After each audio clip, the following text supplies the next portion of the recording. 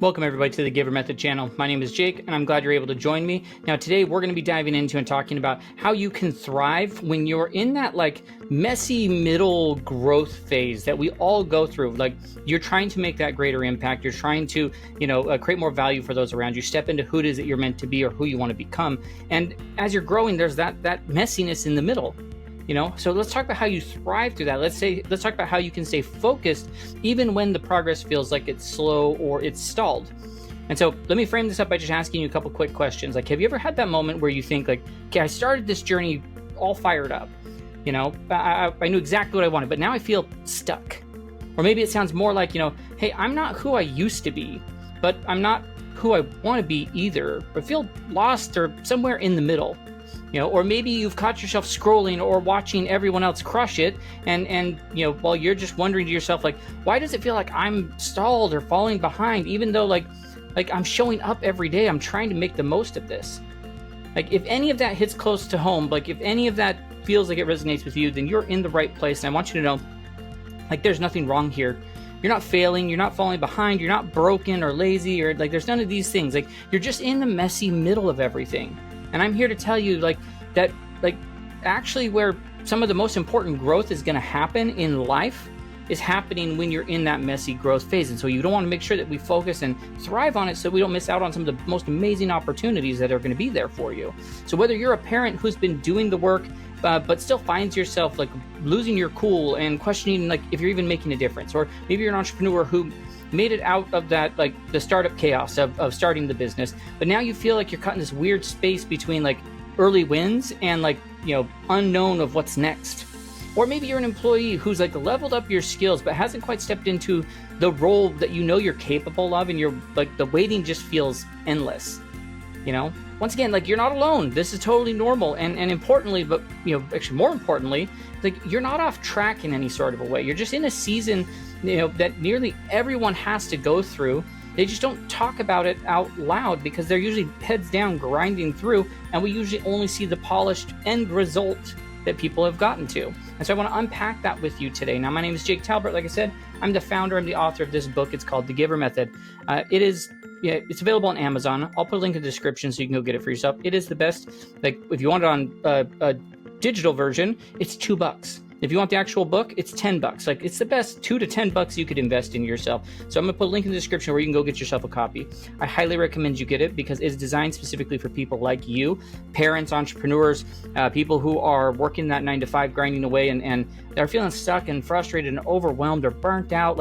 If you're in any of those places, then this is going to be the book for you. That's going to help you to unlock your gifts and superpowers, create more value for the people around you, create more impact, have better relationships, and live a more fulfilled life. So once again, go grab the link in the description or pause the video, open up your Amazon app, go get The Giver Method by Jake Talbert and get yourself a copy. And so since it came out in November, it's sold thousands of copies, has tons of 5-star reviews, and the reason why people love it so much is because it is grounded in my story, because I'm a lot like you. I am a parent. I've got 3 kids. I'm an entrepreneur.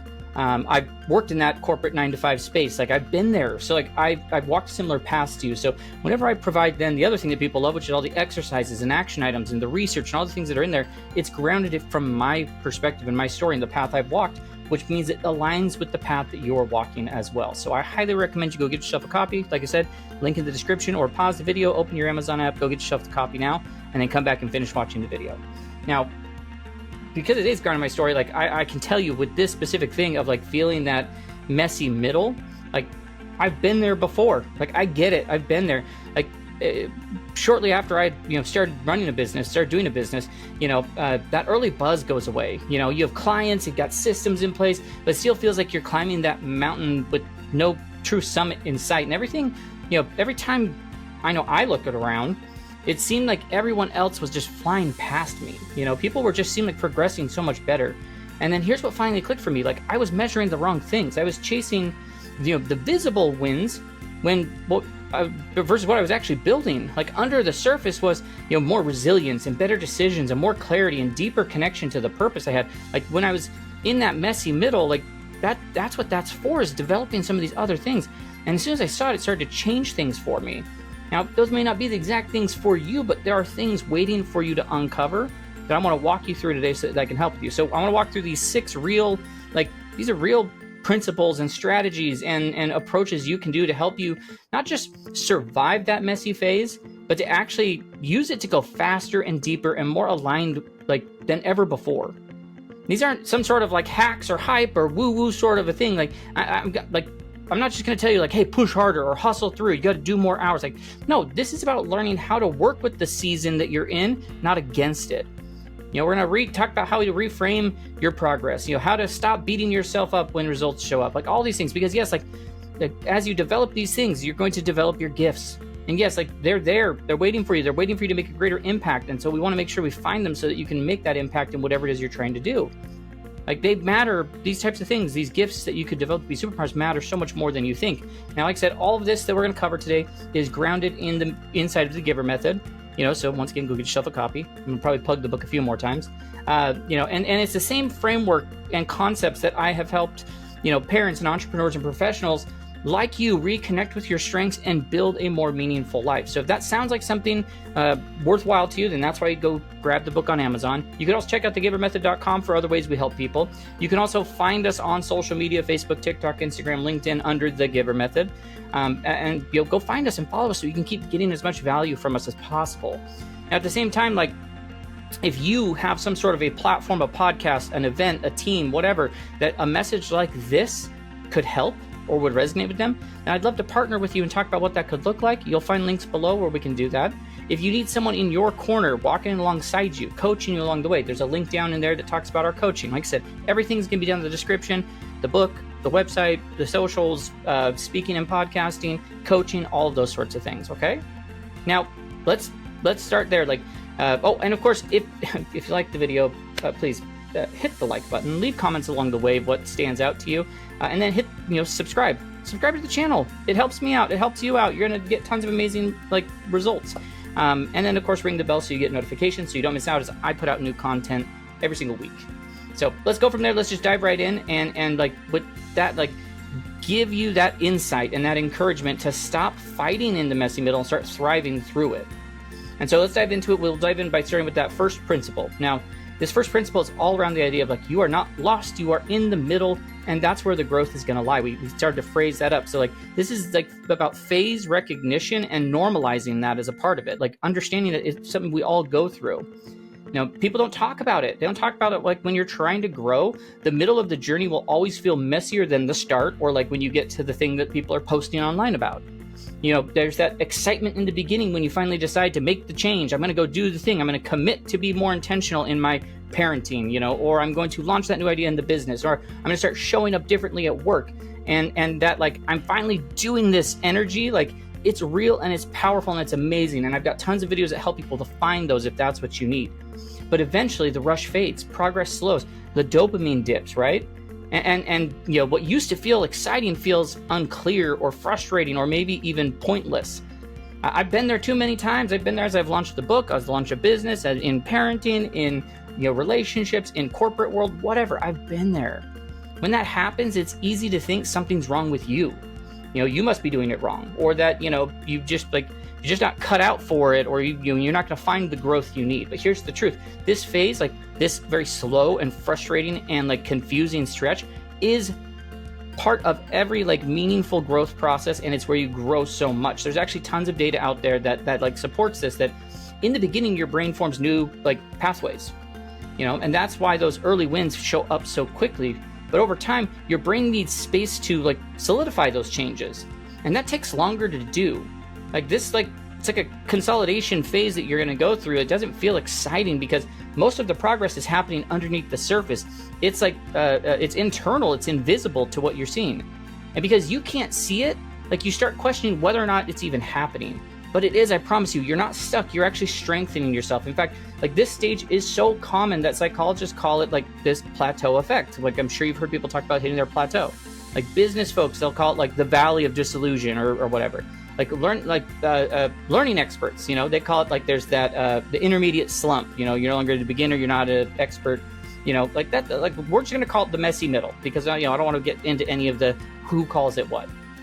It's not a detour. It's the bridge between who you were and who you're becoming. You're in the right place. You just got to cross that bridge. Sometimes the bridge isn't the most exciting part of the journey.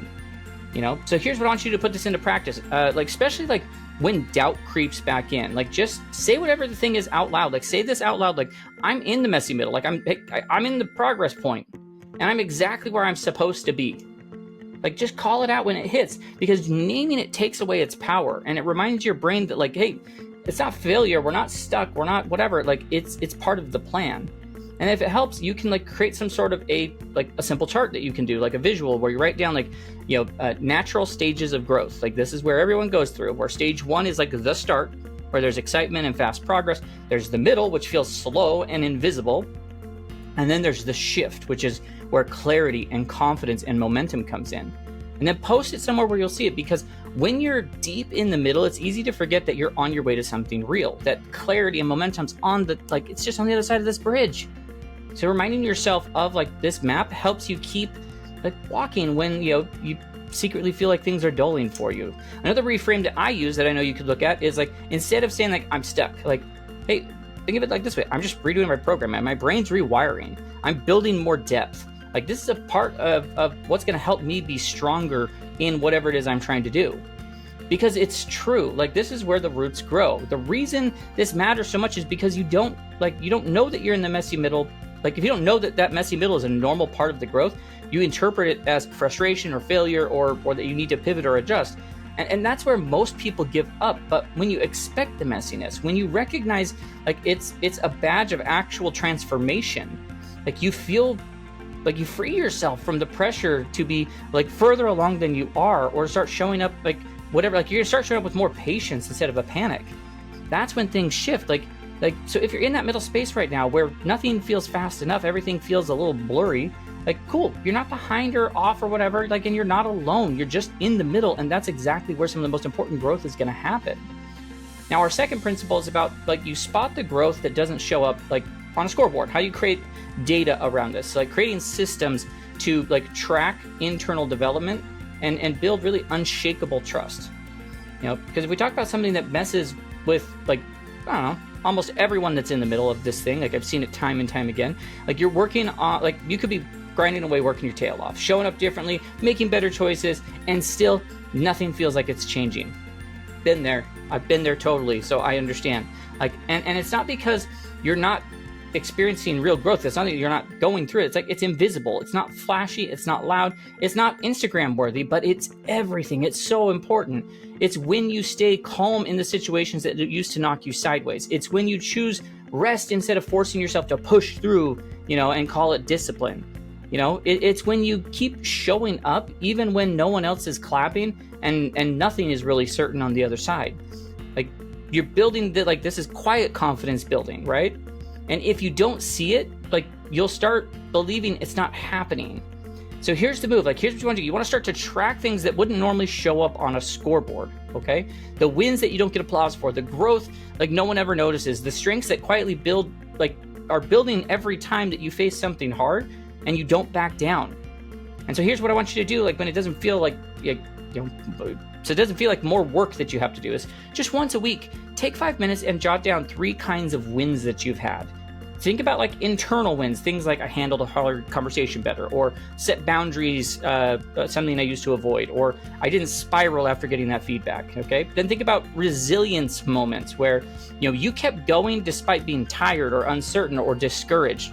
And then the third one is like new capabilities, small but real upgrades in how you think or how you respond or how you show up. And don't overthink this. Don't try to make it this crazy impressive thing. Like this is for you. This is a version of you that, there's like this, if doubt comes in later, that you're going to be like, no, hold on a second. I've got all these results, and then once a month, ask yourself, like, how would I have handled this 6 months ago? What challenges have I faced lately that the old me would have probably crumbled or totally shown up differently in the way I don't want it to show up today? Like the simple fact that you're reflecting builds something, like it's basically called this, like your self-efficiency is how you want to look at it. It's a fancy way, like psychologists will say, like, but really what it means is like start believing in you. You can handle what's ahead because you're believing in what you've already done. You already handled more than you realize, but you have to actually reflect and see that. You're not faking confidence, you're collecting the receipts of real progress. And if you want to level it up, think about like a resilience portfolio, not just a folder, like digital, old school, like whatever, like just save it wherever it is. Write it out on a piece of paper. Maybe it is on your phone or your computer. Like whatever it is, just write this thing out where you save reminders of moments you showed up strong. The tough conversation, the decision you made, the day that you didn't quit. Review it anytime doubt comes in, and that's a hype session, but it's evidence, because confidence isn't something about like thinking you're never going to struggle. It's about knowing that when the struggle comes, you've got the history on your side to show that you've gotten through it. The world may not be cheering you on in this phase, but you can become the kind of person who does, who notices, who tracks, who celebrates the hard to see wins that actually matter. There's so much confidence in that. It doesn't fade when circumstances change. It grows stronger the messier things get. So you've got proof within the progress, like you've got more than you think. So start capturing it and let it remind you you're not just surviving the season, you're becoming someone you'll be proud of to carry on into the next chapter. Which takes us to the third principle, which is building the bridge between the used to be and who you're becoming. Like there's this navigation, like how do I transition between who I am and who I'm becoming? The messy middle can feel like a full-on identity crisis. Trust me, I've been there. Like your growth, like the growth path, your growth in the past, like who you used to be. Think about that. You're not quite who you want to be yet. And you're kind of floating somewhere in between thinking, who am I even right now? Like I feel lost, and it's disorienting. Not just because you're like something you're not, but because your sense of self is rebuilding itself in real time. Like we talked about, that brain pathways are needing to solidify. You're outgrowing your old habits, but you haven't fully landed in the new rhythm yet. And that in-between space, it can leave you second guessing. So you start noticing things like feeling less confident in making decisions, questioning how you showed up around certain people, wondering if goals that used to excite you still fit you. Here's the truth, like it happens to all of us. You're not broken, you're just becoming. You're becoming who you want to be. During that phase, your job isn't to rush to the arrival, it's to build the bridge that connects you between those two. And so here's how you do it. Start with like identifying some bridge statements, which are going to be phrases that you can use that help you hold space in like for the in-process version of you. Think of things like this, like I'm learning to lead with clarity even when I'm uncertain. Or I'm becoming someone who speaks up when it matters. I'm figuring out how to build with purpose instead of pressure. You're not faking anything, you're practicing being it. And that's way more honest and effective because you're trying to remind yourself, this is where I'm at, where I'm headed. And then the second thing you can do here is do it like some values digging. Even when everything else starts to shift, these values are like, they're always carried with you. Like it's stuff that anchored you through different seasons of your life. So grab a notebook and think to yourself, what always mattered to me even when I didn't have words for it? Maybe it's honesty or showing up for people or solving problems that matter. Whatever those are, maybe there's a whole list and world of these things that you can look up. These values are like the through lines that connect your past to your future, remind you like you're not starting from scratch, you're building on something solid. And then rehearse your future self. Each morning ask yourself, how would the version of me that I'm becoming approach today? And pick an action, not 10, not 20, not whatever. Like pick one thing that helps you walk in that direction. You don't need to have it all figured out. You just need to act like the next version of you in a small way today. And this matters because like your identity, like when it feels fuzzy, your confidence drops and your decision making slows down. When you create this bridge, one mindset, one like habit, one reflection at a time, you're not waiting to become that person, you're being them in motion, you're getting there. You stop seeing the messy middle as an identity loss and see it as like the identity integration. You're not becoming someone else, you're becoming more of you on purpose with intention. And that kind of growth, like it's what gives you unshakable footing where everything else feels wobbly. And our fourth one is going to be like, stop chasing the outcome, start aligning to the process, shift from like, what's the result to, am I aligned in the process? Because the biggest trap that takes people out during these messy middle things is that they're observing, like obsessing over the results that there could be. I mean, you know the drill.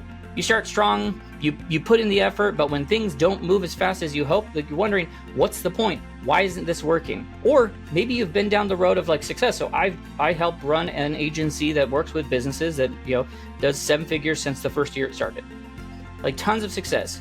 And then I launched doing things with the Giver method. And I'm like, great, let's go. And I'm like, come on, we can get there. I coach businesses on this stuff all the time. And I have to constantly remind myself that, hey, we just launched. We're in the middle. Like we're just getting there. So take it easy. it plays with your brain, because the truth is, like, in the middle, any real transformation, external results are like the worst thing to measure progress by. They're delayed, they're unpredictable, and like half the time they don't show up until way after your internal shift has happened. The shift that you make, like the one that keeps you from burning out or giving up. Like, so stop asking, like, does this give me the results I want? Did this produce the thing? It's like, did I live today in alignment with who I'm becoming? Because that, like, is where momentum can actually live. You don't control the outcomes. You don't control how fast your kids grow. You don't control how quickly your business can scale. You don't control, when your boss finally sees what you're capable of. What you do control is how you show up, how you treat the people around you, how you make decisions, whether you acted from your values or from fear, fatigue, or frustration. That process, like that's process-based alignment. It changes the game for you. So think of it this way. Like, number one, run a weekly alignment audit with yourself, where you're asking yourself, did I hit my goal? Instead of like thinking that, ask yourself, did I show up this week as the person who I want to become? Did I make choices that reflect my values?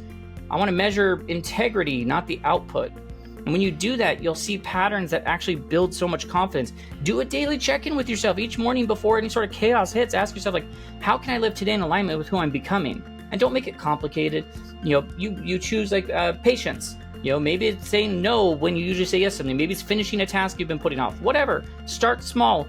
Compounding effect when you're doing those things. And of course, the third thing is use values as the filter. When you're stuck on a decision, like, what option here reflects the values I have the most? Like, that's not just the fastest and easiest, but or most impressive. Like, what actually aligns with who I am? Because alignment feels slow at first, and then it accelerates though when you trust yourself. And that kind of trust, it like keeps you moving even when things get caught up.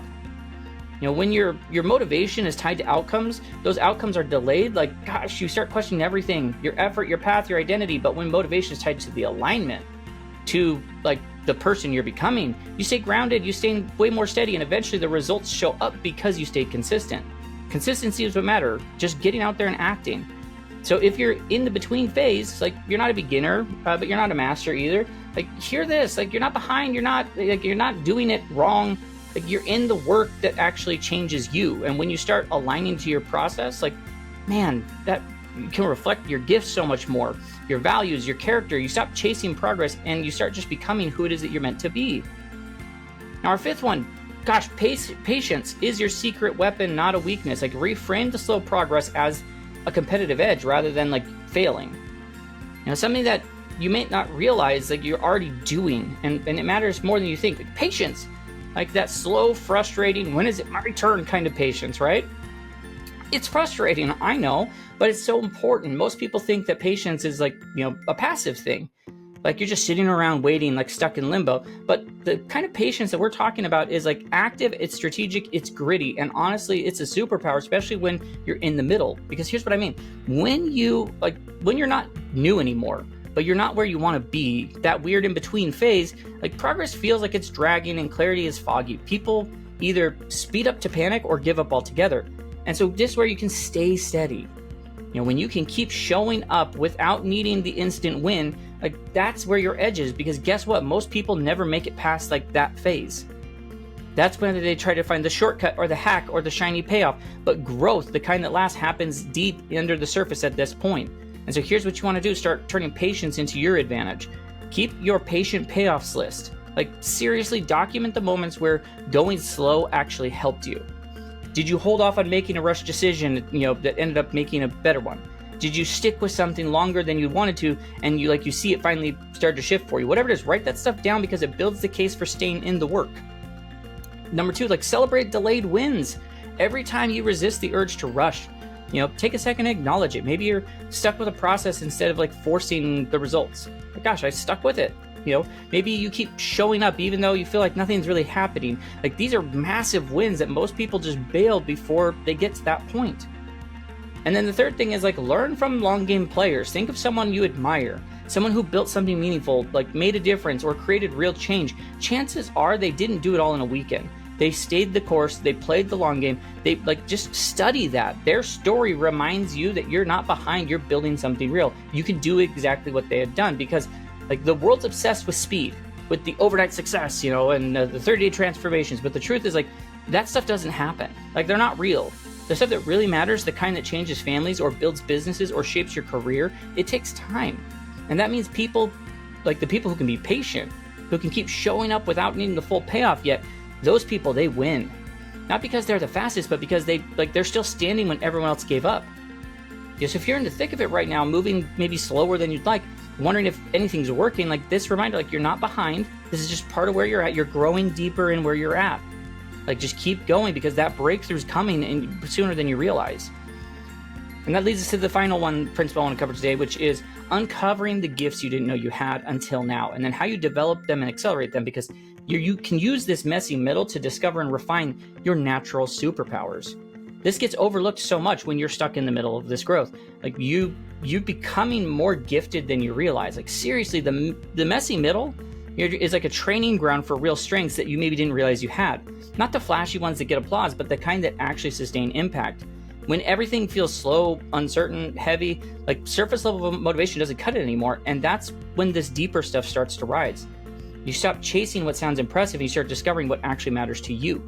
Like you might notice patterns of like moments that light you up or the things that drain you, like and how your unique approach to a problem can change things that would normally rattle other people. Once again, these aren't like you're not in any sort of a weakness. Like this is refinement. We're in the fire. Let's refine it. That's you're finding new gifts that you didn't even know that you had. So let's get really practical. And once again, this is a huge part of what's inside of the Giver Method. So this might be where you pause the video, go get yourself a copy. Start with the messy middle gifts list. Like jot down the strengths you've uncovered because of the hard stuff you've been doing. Maybe it's patience you never thought you had. Maybe it's clear boundaries. Maybe it's showing up consistently without needing praise, or realizing you're better at calming chaos than you ever gave yourself credit for. Like they're not consolation prizes. These are actual superpowers that you can put into motion. And once you spot them, start experimenting with them. Like there's these gift sharing experiments you can do. Maybe you encourage someone else who's, where you were 6 months ago. Maybe you share a tool or strategy that helped you get through a tough moment. Use your gifts, whatever they are, even in small ways, and watch how it reinforces your confidence and accelerates your growth and creates more opportunities. Because the truth is, like the same qualities that you're carrying around, like that you thought that carried you through all this hard stuff, are exactly what someone else desperately needs modeled right now. Your patience, your persistence, your ability to move even when you're not sure where it leads. That turns like your personal growth into a more purposeful impact. So you don't just survive the season, you use it to discover what's inside you all along and start sharing it, before you feel ready. That's where your gifts can become contribution, where they can shift to be superpowers. That's how the messy middle becomes a launch pad for so much more. As we bring this all together, I want to remind you, if you feel stuck in that weird in-between space, you're not quite the beginner, but you're nowhere near where you'd hoped. You just need to hear this loud and clear. Once again, you are not behind. You're not broken. You're not lost or stuck. You're just in the middle, messy middle. It just happens. That's where your real growth happens. That's what should be so exciting for you. It's not a glitch in the process. It is the process. That middle ground where your motivation fades or progress feels slow or everything inside you wants to rush ahead or tap out. That's the place where the roots grow deep, where your patience gets tested, your character gets built, and your gifts start to come alive in ways you could have never imagined. Everything we've talked through today, these aren't fancy hacks or woo ideas or just, go hustle harder. They're the exact tools people like you are using to stay grounded, to keep showing up, and to build a life that actually means something. Not the highlight reel version. And the real day-to-day version that has depth or clarity and integrity, it's underneath all of this. And so if you're in this season, stay in it. Don't rush it. Don't shame yourself before because you're not further along. Don't compare your behind-the-scenes progress to someone else's. Instead, start celebrating the wins no one else sees. Trusting the slow growth is still growth. Start recognizing that this phase, the one that you're tempted to escape, is actually shaping you to become someone who can carry the weight of impact for so many other people, because people who learn to navigate this messy middle, they become the leaders who don't crumble when things get hard. They become the parents who show their kids how resilience really works. They become the creators and entrepreneurs and team members who last, not just launch things. Now, if you're craving more tools like this and more structure, more encouragement and growth like this, then go grab yourself a copy of the Giver Method on Amazon. The link's down there in the description. It's packed with frameworks and stories to help you recognize your gifts, build momentum, create the impact you're looking for. If you need someone to walk alongside you, check out the coaching link below where you can see how we work with you one-on-one. Once again, if you've got any sort of a podcast, a team, event, a stage, whatever, where people gather to grow, and you want to bring this type of a message to them, then use the link down below, Speaking Podcasting, so we can dive in deeper what that could look like. And if this episode hit home for you in any sort of a way, leave a comment and tell me which part of the messy middle you're learning to see fresh eyes. And of course, like the video, subscribe, tap that bell for notifications so you don't miss out on anything we have in the future. I just want to leave this with you. That messy middle you're in is not a setback or a place to be stuck. It's shaping, like it's the shaping ground. It's the proving ground. Like it's not proof that you're failing. It's the confirmation you're growing. Like you're that breakthrough you're looking for. It's not on the other side of avoiding anything like this or trying to work through this phase faster. Like it's being built inside you right now. So keep going, stay in the game. You're not stuck. You're becoming this person that the world needs you to become. And with that, I will just say, have a great rest of your day. Hopefully we'll catch you in our next video, and we'll talk to you real soon.